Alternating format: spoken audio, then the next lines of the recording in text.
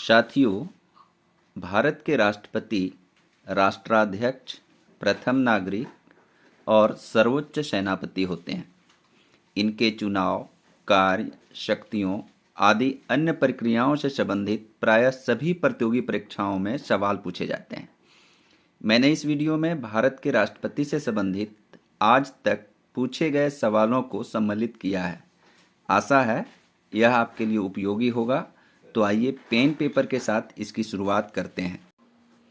तो सबसे पहला सवाल है, निम्नलिखित में से कौन हमारे देश के दोनों में से किसी भी एक सदन का सदस्य नहीं होते हैं? ए प्रधानमंत्री, बी वित्त मंत्री, सी राष्ट्रपति या डी रेलवे मंत्री। इसका सही जवाब है सी राष्ट्रपति। यह किसी भी सदन के सदस्य नहीं होते हैं। अगला सवाल है, भारत का राष्ट्रपति किसका एक अभिन्न भाग है? ए संसद, बी लोकसभा, सी राज्यसभा या डी मंत्रिपरिषद। तो यह किसी भी सदन के सदस्य नहीं है, इस कारण लोकसभा और राज्यसभा के सदस्य नहीं होंगे। और मंत्रिपरिषद जो होता है लोकसभा या राज्यसभा से होता है, तो जब इसके सदस्य नहीं है तो ये तीनों गलत है। इसका सही जवाब होगा ये संसद। तो राष्ट्रपति संसद के अभिन्न भाग हैं। अगला सवाल है कि भारत के रक्षा बलों का सर्वोच्च सेनापति कौन होता है? ए भारत का राष्ट्रपति, बी भारत का मुख्य न्यायाधीश, सी भारत का प्रधानमंत्री या डी सेनाध्यक्ष। तो भारत के रक्षा बलों के सर्वोच्च सेनापति भारत के राष्ट्रपति होते हैं, इस कारण इसका सही जवाब होगा ये। अगला है, भारत का सशस्त्र बलों के कमांडर इन चीफ होने के नाते गणतंत्र दिवस के अवसर पर मार्च पास्ट के दौरान सशस्त्र बलों के विभिन्न रेजिमेंटों की सलामी कौन लेता है? ये भारत के प्रधानमंत्री, बी भारत के राष्ट्रपति, सी भारत के गृह मंत्री या डी भारत के रक्षा मंत्री। तो 26 जनवरी को कौन लेते हैं? तो भारत के राष्ट्रपति। इस प्रकार इस सवाल का जवाब होगा बी। अगला सवाल है कि भारत में राष्ट्राध्यक्ष और सर्वोच्च औपचारिक प्राधिकारी कौन है? ये राष्ट्रपति, बी उपराष्ट्रपति, सी प्रधानमंत्री या डी संसद। तो इसका सही जवाब है ये राष्ट्रपति। ये राष्ट्रपति पर हम टिक का निशान लगाएंगे। अगला सवाल है कि भारत के प्रथम राष्ट्रपति कौन थे? ए डॉक्टर राजेंद्र प्रसाद, बी प्रतिभा देवी सिंह पाटिल, सी डॉक्टर राधाकृष्णन या डी इनमें से कोई नहीं। तो साथियों, इस सवाल का जवाब आप लोग कमेंट बॉक्स में कमेंट करके दीजिए, इससे मेरा उत्साह बढ़ेगा। अगला सवाल है, भारतीय संविधान के अनुसार भारतीय संघ का मुखिया कौन होता है? ये भारत का मुख्य न्यायाधीश, बी भारत का प्रधानमंत्री, सी भारत का राष्ट्रपति या डी भारत का उपराष्ट्रपति। तो भारतीय संघ का प्रधान भारत के राष्ट्रपति होते हैं, इस कारण हम सी पर टिक का निशान लगाएंगे। अगला सवाल है, निम्नलिखित में कौन सा संघ की कार्यपालिका का हिस्सा नहीं है? ये भारत का सर्वोच्च न्यायालय, बी भारत के राष्ट्रपति, सी भारत के प्रधानमंत्री या डी मंत्रिपरिषद। तो राष्ट्रपति, प्रधानमंत्री और मंत्रिपरिषद कार्यपालिका का हिस्सा है, इस कारण ए पर इसका टिक लगेगा जो नहीं है। तो भारत का सर्वोच्च न्यायालय जो है कार्यपालिका का हिस्सा नहीं है। अगला सवाल है, भारतीय संविधान के कौन से अनुच्छेद या संघ की कार्यपालिका से संबंधित है? ये अनुच्छेद 112 से 118, बी अनुच्छेद 52 से 78 या सी अनुच्छेद 38 से 50। तो अनुच्छेद 52 से 78 इससे रिलेटेड है, तो 52 से 78 तक पर हम टिक का निशान लगाएंगे। अगला सवाल है, भारतीय संविधान के किस अनुच्छेद में यह कहा गया है कि भारत का एक राष्ट्रपति होगा? अनुच्छेद 58, अनुच्छेद 54, अनुच्छेद 55 या अनुच्छेद 52। तो अनुच्छेद 52 में इसका जिक्र किया गया है कि भारत में एक राष्ट्रपति होंगे। तो अनुच्छेद 52 जो डी में है, इस पर हम टिक का निशान लगाएंगे।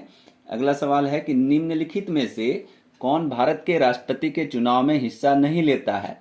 ए लोकसभा के निर्वाचित सदस्य यह हिस्सा लेते हैं, बी संसद का मनोनीत सदस्य यह नहीं लेते हैं, राज्यसभा के निर्वाचित सदस्य यह लेते हैं, राज्य विधानसभा के निर्वाचित सदस्य यह लेते हैं। तो हिस्सा कौन नहीं लेते हैं? तो संसद के मनोनीत सदस्य हिस्सा नहीं लेते हैं, तो बी पर हम टिक का निशान लगाएंगे।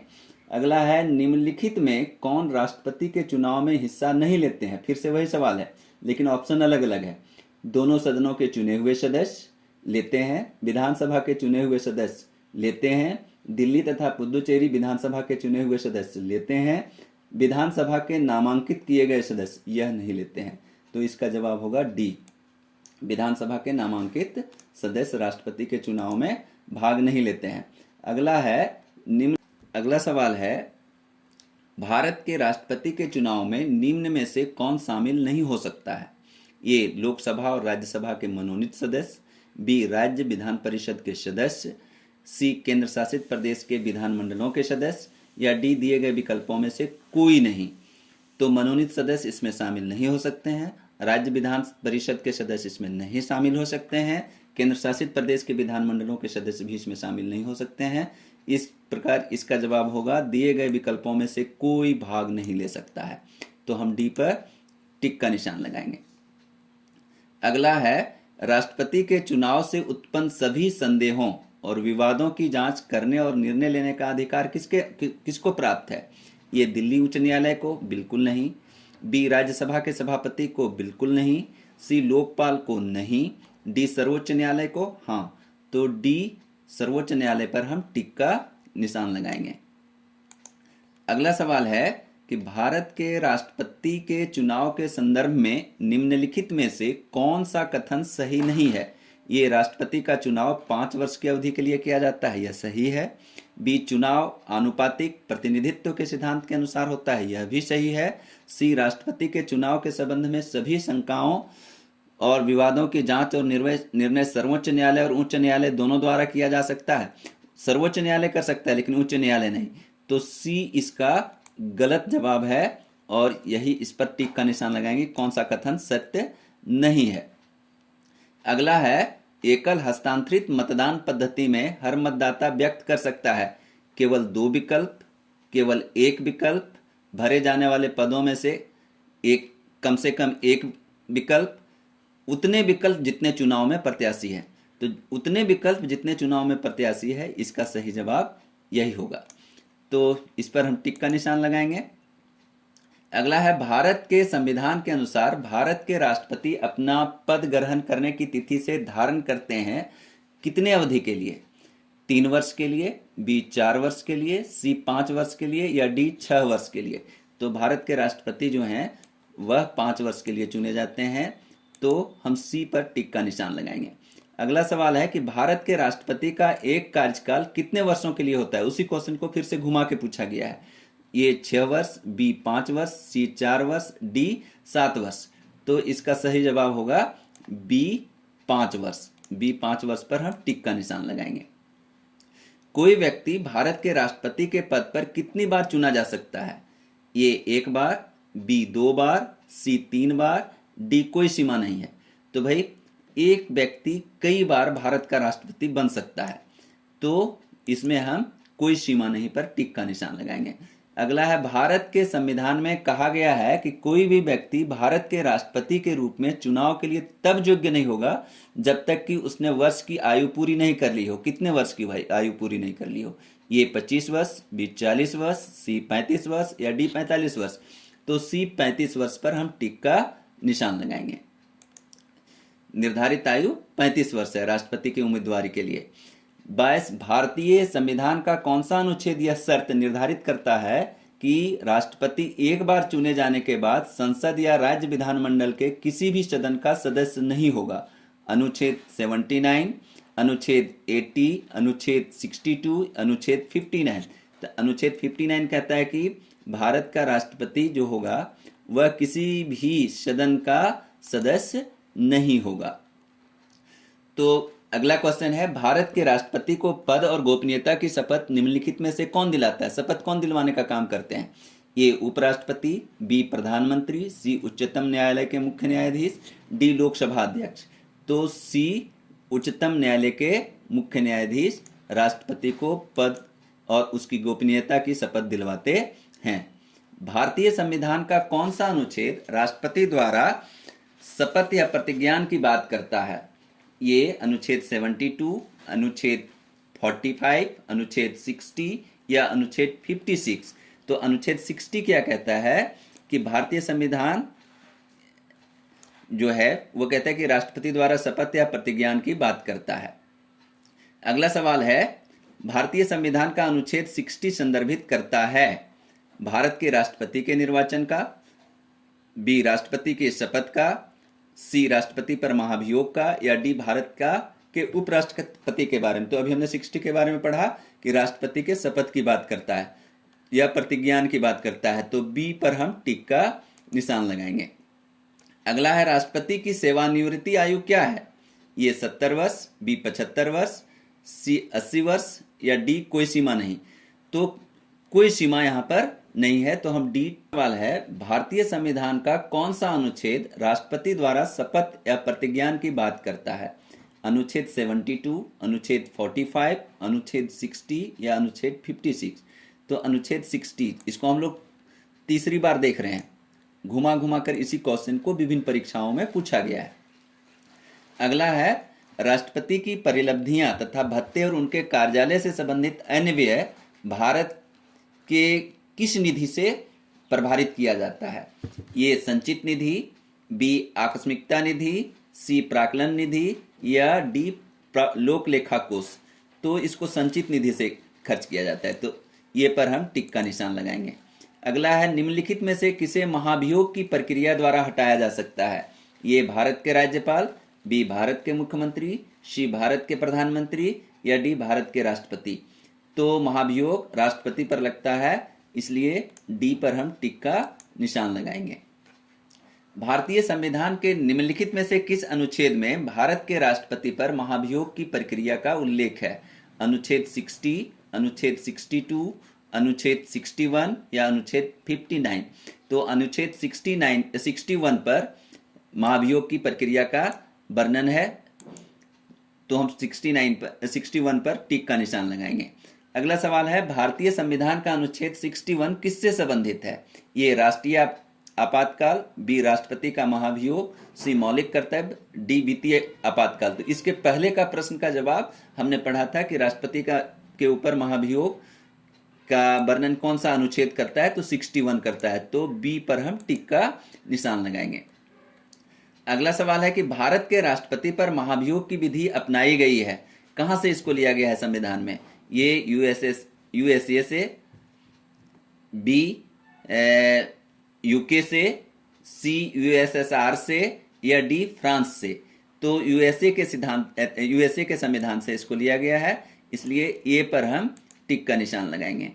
अगला सवाल है कि भारत के राष्ट्रपति को उनके कार्यकाल की समाप्ति के पूर्व महाभियोग करने के लिए किसकी अनुशंसा अनिवार्य है?